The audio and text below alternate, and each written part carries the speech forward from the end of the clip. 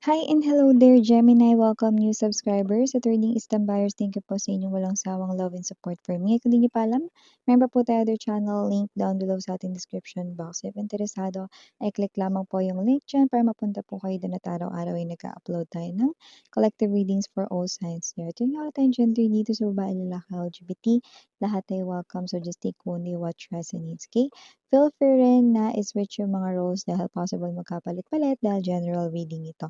At the end of the day, lahat ay may free will na free mong gamitin anytime, anywhere. So, may other channel tayo araw-araw tayo nag-upload doon. Link ay nandyan lang sa description box. Cross-watchers ni Gemini, welcome ka rin. May Gemini placement sa natal/birth chart, welcome din kayo. Just take only what resonates. Archangel Michael, maraming salamat, Angel Guides. Can we get messages right here for Gemini, please? What does Gemini needs to know? Can you please show me? Gemini. Okay. So, let's go ahead and check this mga mensahe para kay Gemini. So, guys, meron kang ditong Nine of Wands. The World. King of Coins. Temperance. Seven of Cups. Five of Cups. Para sa bottom of the deck, Knight of Swords. High Priestess. And the King of Swords. Parang may energy dito ng enough is enough. Ayoko na. Yan. Parang medyo naiinip na sa paghihintay, no? At malapit nang gumibap, no?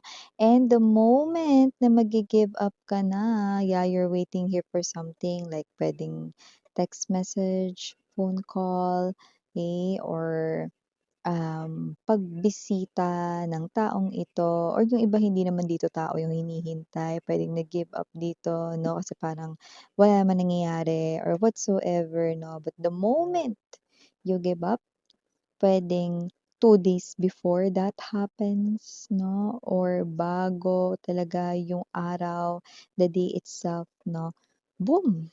Okay, bigla mo na lang matatanggap ito, okay? Ano man 'yan 'no, this is something here that you want. Ooh, and it's a surprise, you know. And iba pang mga mensahe dito para sa'yo, Gemini. Nine of Wands energy.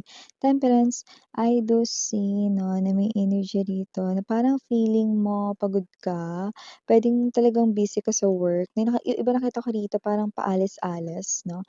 Yung work niyo ba something to do with field work, okay, or parang, lumalabas kayo, okay, hindi lang kayo as in naka-stay sa office, or yung iba naman doesn't have to be na talagang lumalabas kayo at yun yung inyong work, pero puwedeng meron ditong energy na parang maha-hassle kayo or mapapagod kayo rito. Hindi lang yung isip ninyo kundi pati katawang lupa.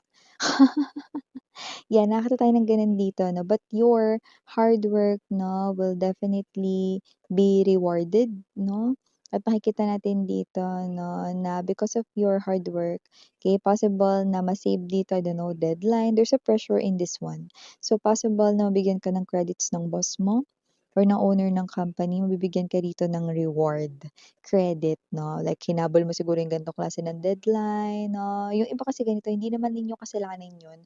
Pero puwedeng kunwari 'no, meron palang, um, na-mislook 'di ba or hindi nakita 'no, meron palang nadaanan 'no, or puwedeng meron palang dating nag-resign na empleyado hindi pala naasikaso yung ganito. So, bago mag-arouse yung problem, nasolusyonan mo na. Yun. So, nakita tayo dito ng reward na paparating sa'yo, okey? Yan hindi naman tungkol lang sa trabaho, yung iba puwedeng sa iba yan na ginagawa ninyo. Basta nakikita ko rito na mahahabol niyo yan and at the same time nakikita ko rito na mabibigyan pa kayo diyan ng reward or biyaya 'no, token, yan 'no. So, maliban diyan may energy din po dito that with the World card and the Seven of Cups energy. Ito parang ang layo pa nito pero pinapakita na rito 'no, kasi paring sa future niyo pa 'to mangyari. Ano ba 'yan, Miss 'yan? Nakita ko rito ng opportunity abroad, overseas 'no. And yung mga nakuha ko rito yung parang mga energy ng mga hindi sigurado kapag narinig nila 'to. Ay, parang wala naman akong balak ngayon, Miss 'yan. Ay, Miss 'yan parang ano naman, 'yan oh. So, sa lahat ng mga gano'n, actually sa inyo ko 'to nakikita 'no.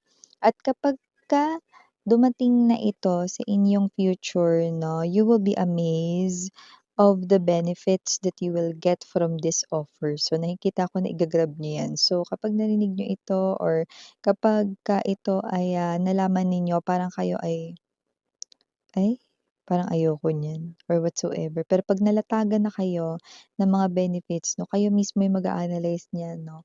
You will feel excited and you will have this kind of, eagerness to pursue this one. Yeah, definitely an opportunity overseas or abroad. Okay, so maliban diyan may energy rin dito 'no, na posibleng nagsasaya ngayon.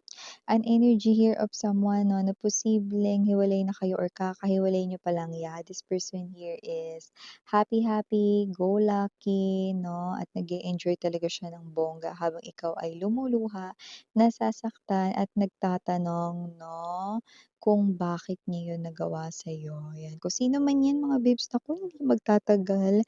Kakarmahin din siya, mabilis yung karma niya rito na darating kasi meron siyang dating mga nagawa na hindi maganda rin nung kanyang past lives 'no, kaya it's time sa paniningil ni universe 'no. Huwag kayong mag-alala mga babes 'no, yan naman ay para rin sa kanyang kapakanan 'no, dahil kailangan niyang matutunan yung mga spiritual lessons 'no.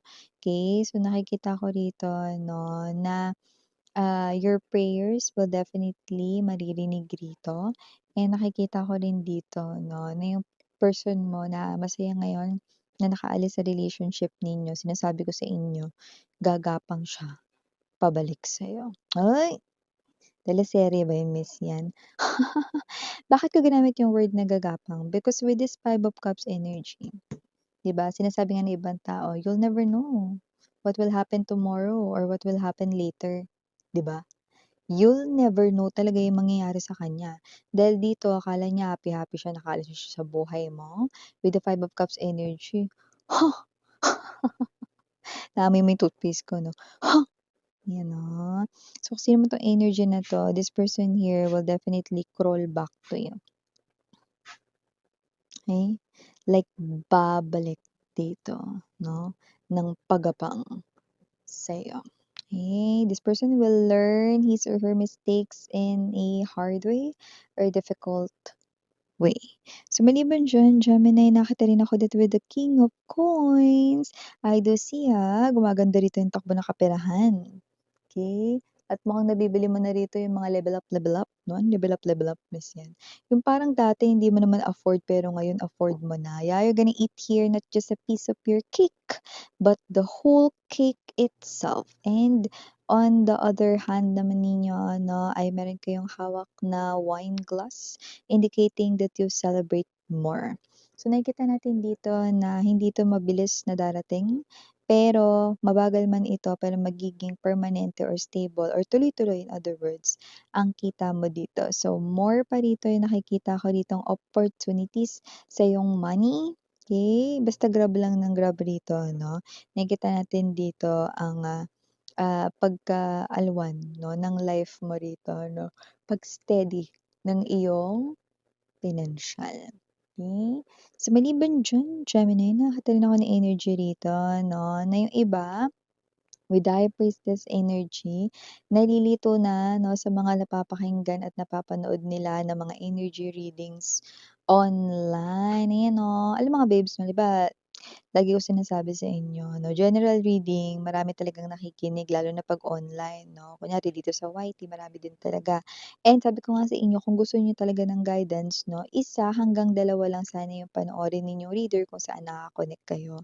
So, parang kahit hindi ako yun mga mahal 'no, kung sino yung mga ating mga, tarot readers na talagang nagre-resonate talaga yung mga reading nila sa'yo, pumili ka ng 1 hanggang 2 lang 'no, para talagang dun lang talaga naka-stock up ang energy mo.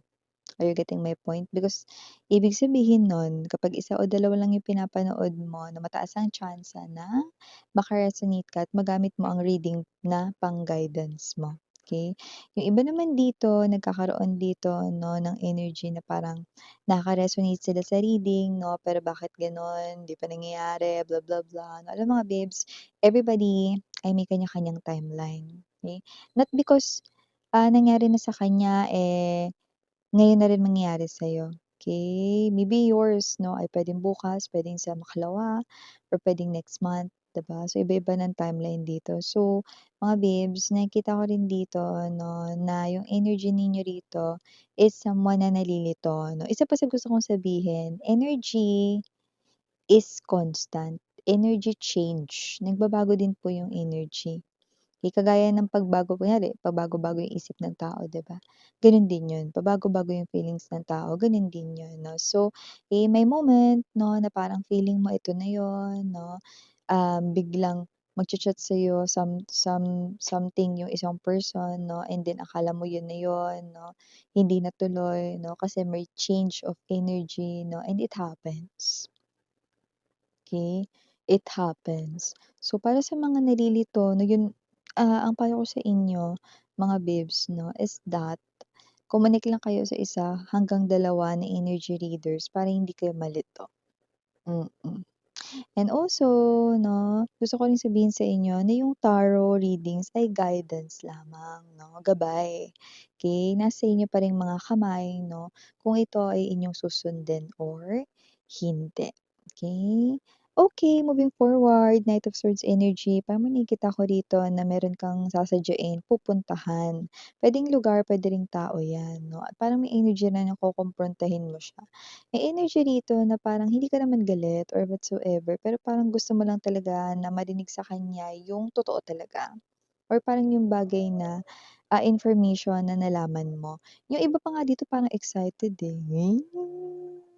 So, parang meron kang pupuntahan, ano, gusto ko sanang malaman kung totoo ba yung narinig ko kay ano na ano, na crush mo daw ako. Example ko lang yun, para ma-gets niyo 'no, ano ba yung excited, yan 'no. Kung malakas naman yung loob ninyo, kung yun naman talaga yun, 'di ba? Ba't naman hindi, go, 'di ba? Yung nakikita ko rito, parang may kokomprontahin kayo rito. Okay, so may energy rin pala ako nakikita rito na puwedeng meron na kayo ditong i-friendship over dahil konting-konti na lang talaga mga babes 'no, ay bingo na siya sa'yo 'no. Hindi naman talaga kayo close nito 'no, pero parang paano ba 'to? Nakakasalamuha mo araw-araw, baka puwedeng kunwari kapitbahay or ano, kasamahan sa trabaho pero hindi naman talaga kayo friend 'no, pero dahil lagi mo nga siyang nakakasalamuha or nakikita, nakikita ko dito na alam mo yung ugali niya.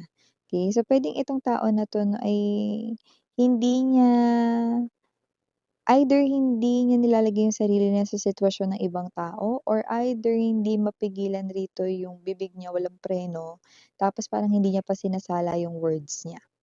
Walang filter, 'yan 'no.